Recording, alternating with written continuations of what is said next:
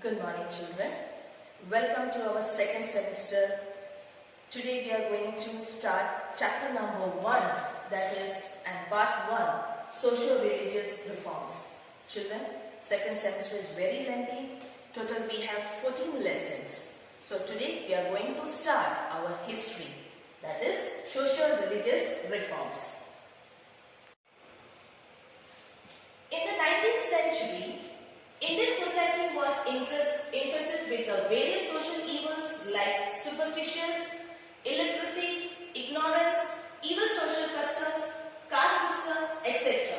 The condition of women was worst in this narrow-minded society. Various evil customs were widespread in our society, like the custom of doodh piti, female infanticide by immersing a newborn girl child into a container full of milk, sati system, burning of a woman on her husband's funeral pyre, denial of widow remarriage, etc.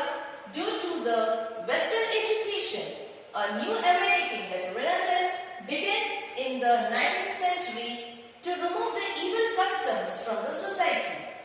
Intensive efforts were made to bring into social and religious reforms. Raja Ram Mohan Roy was the first among such reforms. Now, what do you mean by socio? Socio means society, children. And religious, of course you know, religious means what we belong. It's Hinduism, Muslim, Christians, whatever. But, what do you mean by reforms? Reforms means to get some changes in the society.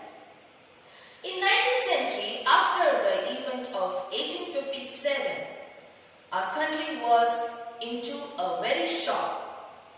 Here, in society, illiteracy, ignorance and superstitions were followed, and even social customs also. Like doodh piti, widow remarriages were not at all allowed in our Indian society. Here, Raja Ram Mohan Roy was the first reformers. He wanted to change the society, children, for the well-being of the girls' education, and he knew that he was a good person. Let's study more about him, children. Raja Ram Mohan Roy. Raja Ram Mohan Roy was born in the year 1772 CE, children, in the Hooghly district of Bengal, in Radhanagar village in Brahman family. He belongs to Brahman family. Raja Ram Mohan Roy got married in his early childhood. His brother's wife became sati on her husband's death. This incident shook Raja Ram Mohan Roy deeply.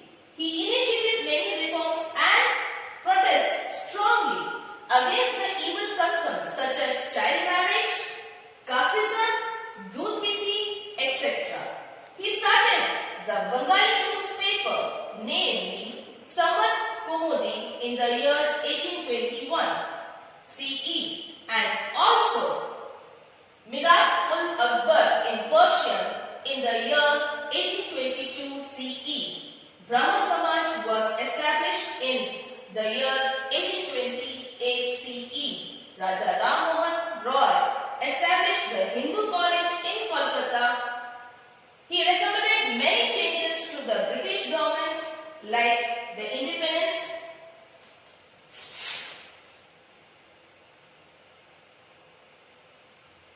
Hindu College in Kolkata. He recommended many changes to the British government, like the independence of press, freedom of speech, women's rights, personal liberty, judiciary independent from executive, etc. Raja Ram Mohan Roy started a movement to abolish the sati system. As a result, the British Governor General of Bengal, Lord William Bentinck, passed a law to abolish the sati pratha system. This law was framed in the year 1829 CE. So it can be said that Raja Ram Mohan Roy laid the foundation of the Indian Renaissance, that is, new awakening with regards to initiating social, religious and political reforms. The Emperor of Delhi sent Raja Ram Mohan Roy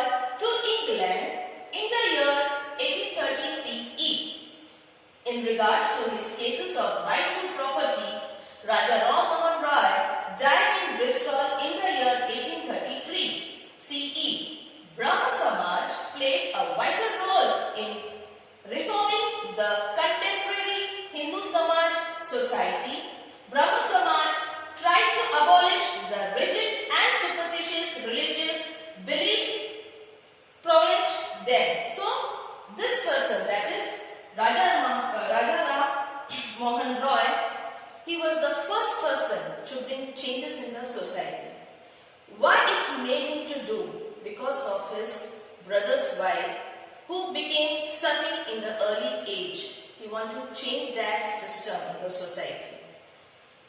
With the help of William Bentinck, he passed the law. He started many colleges so that girls' education could some good, and he went to Bristol for some changes for the society. He died in Bristol there in 1833, children. So he was the first person to bring some changes in Hindu society, and he was successful. Next, we are going to learn about Dayanand Saraswati.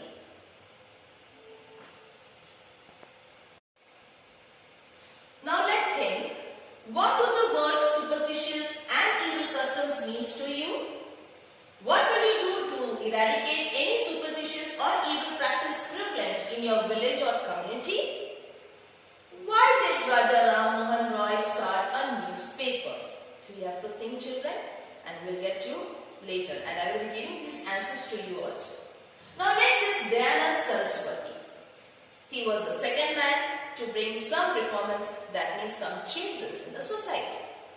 Dayanand Saraswati was born in a Brahmin family in the Tankara village near Morbi in Saurashtra. In his early childhood, he realized that the idol worshipping and religious rituals were worthless. He renounced his family and the world in search of truth. He traveled across India for the next 15 years and also studied yoga. He became a sannyasi, that is an ascetic, recluse, and studied the philosophy of Hinduism from Swami Virajanand Dhanashina in Mathura. Now children, he was the second man. He knew that worshipping religious rituals and idols were worthless. कुछ काम के नहीं थे, वो सन्यास बन गए थे. उनको लगा था कि सच्चाई एक भगवान है, भगवान के बारे में जानने की जरूरत है. ये पुराने प्रथा, पुराने विचार वो इनके खिलाफ थे. So he searched for the truth, and for 15 years he studied yoga and he became sannyas. So Swami Dayanand Saraswati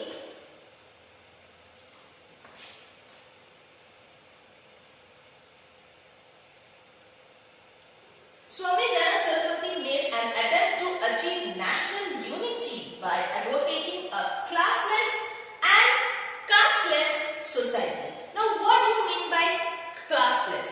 Classless means what? जहाँ पे भेदभाव नहीं है, कोई अमीर नहीं है, कोई गरीब नहीं है. Casteless means जो किस कास्ट में, ऊंची कास्ट के हैं, नीची कास्ट के, उनको कोई मायने नहीं रखता था. He used to teach each and every one, whether it was a poor or rich, whether it's a high class, low class, whether it belongs to a Harijan or a Brahmin family or Kshatriya family, he doesn't bother for that. He acquired a deep insight into the Indian culture and through the Vedas. He preached to the people to go back to the Vedas. He was very fond of learning about the Vedas, and he influenced the people also to learn Vedas and go back and get the knowledge of the Vedas. He wrote a book entitled Satyayatra Prakash. He made people aware that in the Vedas there is no mention about the evil customs such as idol worship, rituals, child marriage, sati, pratha system, untouchability, etc. He advocated monotheism. Monotheism means what? One God. There is only one God. He preached in Hindi, and as a result his thoughts reached to the maximum number of people in the country. Dayanand Saraswati established Arya Samaj in 1875 CE, branches of which were established in Lahore, Punjab, Uttar Pradesh, Rajasthan and Gujarat. Consequently, social changes occurred rapidly. Arya Samaj started movement to reconvert those people to Hinduism who had changed their religion and were willing to return to their original faith.